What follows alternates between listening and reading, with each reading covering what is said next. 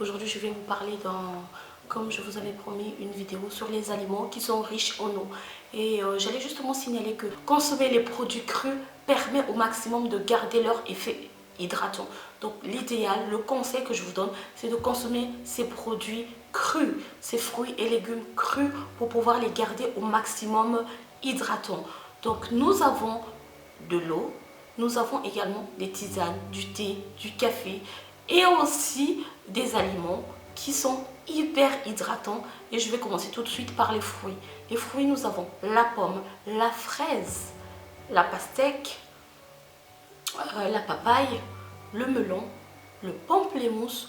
Tout ça, ce sont des fruits fort hydratants. Il y a aussi la tomate dans les fruits. Au niveau des légumes, on a le concombre, la salade, le radis, aussi les courgettes, mais également les champignons. Les champignons aussi sont très hydratants et vous pouvez faire une petite salade, un peu de tomate, un peu de pamplemousse, un peu de radis. Cette salade sera tout simplement fraîche et hyper hydratante. Donc, je vous conseille de manger ces fruits au maximum crus pour vous hydrater et c'est très bien également pour votre transit. J'allais apporter une petite rectification par rapport à ma précédente vidéo sur l'hydratation ou la déshydratation.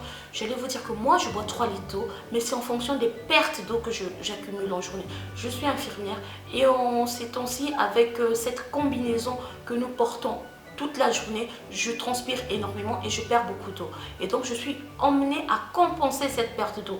Mais vous n'êtes pas obligé de boire 3 litres d'eau si vous n'avez pas une perte excessive d'eau. Si vous ne faites pas du sport intensif ou bien que vous ne transpirez pas énormément, 1 litre d'eau à 2 litres est largement assez.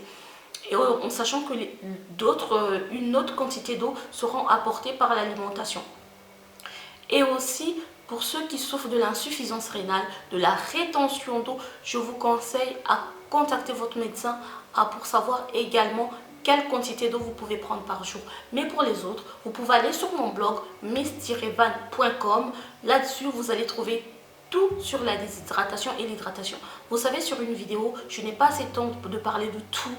Mais sur ce blog, j'essaie de répondre au maximum, d'informer au maximum sur toutes les facettes de la déshydratation et l'hydratation. Donc je vous recommande d'aller sur mon blog miss-van.com et vous allez retrouver sur la déshydratation toutes les autres facettes que je n'ai pas parlé. Et aussi, vous allez pouvoir savoir quelle quantité votre organisme a besoin d'eau. Il y a un petit calcul à faire qui est là-dessus. Vous pouvez le faire pour savoir en fonction de votre poids quelle quantité vous pouvez boire par jour. 2 litres, 2 litres et demi, 1 litre, comme moi 3 litres, ça dépend vraiment. Et donc je vous recommande vivement aller dessus. Voilà, j'espère, je compte sur vous de partager cette vidéo, de laisser les likes si ça vous a intéressé. Et s'il y a des choses à améliorer, respectueusement, n'hésitez pas à me le faire savoir en commentaire. Voilà, je vous dis merci et à très bientôt. Vous pouvez me consulter sur mes autres réseaux sociaux et voilà. Sur Facebook, Instagram et sur mon blog, je suis tout le temps disponible. Vous pouvez me contacter si vous avez des questions, il n'y a pas de souci. Et je vous dis une très bonne journée. Ciao!